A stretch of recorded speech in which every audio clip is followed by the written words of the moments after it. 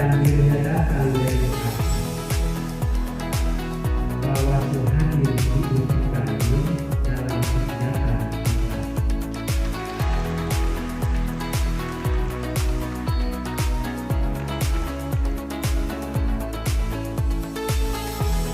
Satu mahasiswa ini kalau sudah mendampingi saya ingin bernostalgia ya, biar kebetulan di Fakultas IPA. Terima kasih matematika sudah mendampingi acara kegiatan dan selalu ingat dengan kampusnya.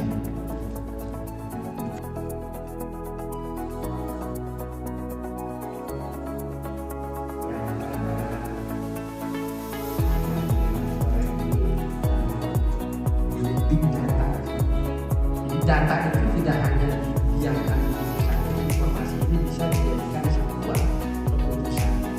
Termasuk juga bagaimana bisa mendeteksi ini berkaitan dengan ini karena tetapi nanti buat mahasiswa karena kita juga punya pemikiran yang analitis dan juga ada kaitannya dengan bukti apa yang disebut kita. Kita sering dihadapkan dengan persoalan pengawasan pemilu partisipatif berkaitan tentang apa yang disebut pengawasan pilihan. Di sini adik-adik kalau melihat kata penyelenggara pemilu itu tidak hanya KPU, tetapi ada Bawaslu yang mempunyai tugas dalam pengawasan pencegahan ketika ada dugaan pelanggaran terkait melakukan proses apa yang disebut penindakan yang disebut pelanggaran.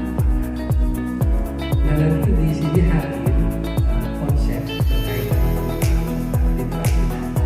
Satu, untuk membuat skripsi, yang kedua tesis, kemudian ketiga disertasi, persoalan yang pernah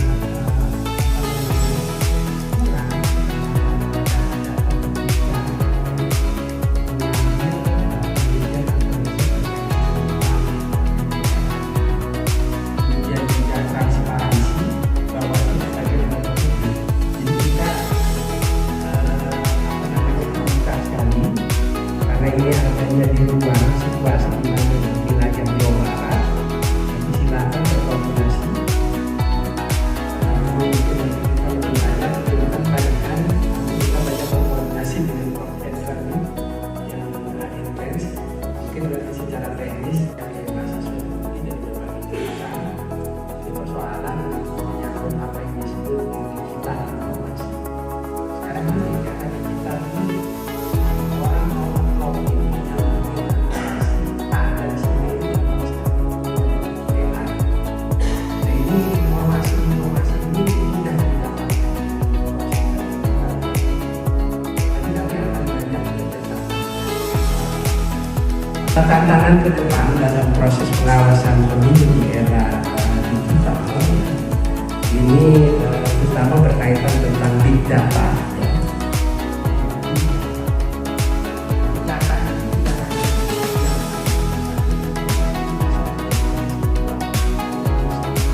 termasuk juga bagaimana bisa mendeteksi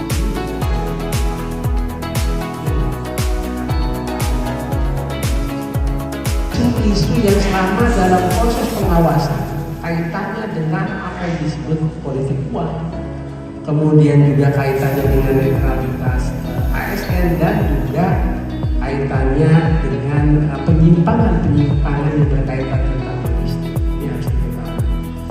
Kemudian juga bagaimana bisa meningkatkan kualitas ya, kaitannya dengan laporan hasil pengawasan yang selama ini laporannya tidak dalam bentuk manual, bagaimana kita bisa membuktikan berbasis bukti dan analisis yang secara empirik kita lakukan.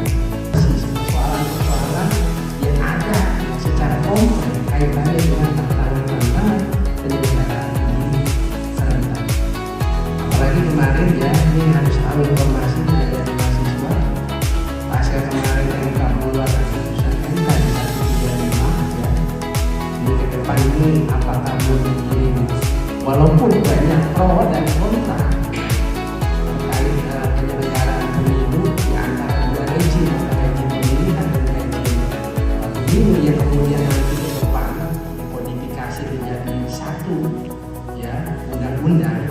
ini juga menjadi bahan pengetahuan dan informasi buat adik-adik. Karena gini, saya nggak tahu nih, adik-adik udah memilih atau belum. Memilih 5 surat suara. Ya. Ini bingung mana tokoh yang mau dijadikan di antara. Kadang nggak usah mahasiswa, semua masyarakat juga banyak yang mengeluh ini dengan banyaknya surat suara. Ya.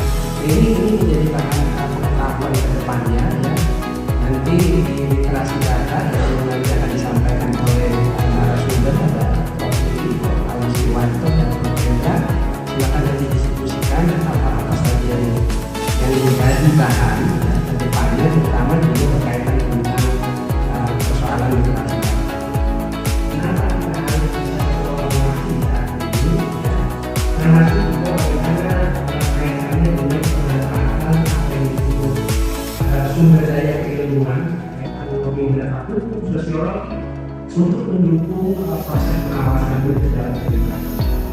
Nah, ini juga membutuhkan pengembangan model analisis kebijakan ya yang berkaitan dengan konsep akademik, dan ini menjadi satu catatan buat kita agar semua bisa dikolaborasikan, termasuk juga apa yang disebut peningkatan kapasitas SDM Bawaslu dan mahasiswa.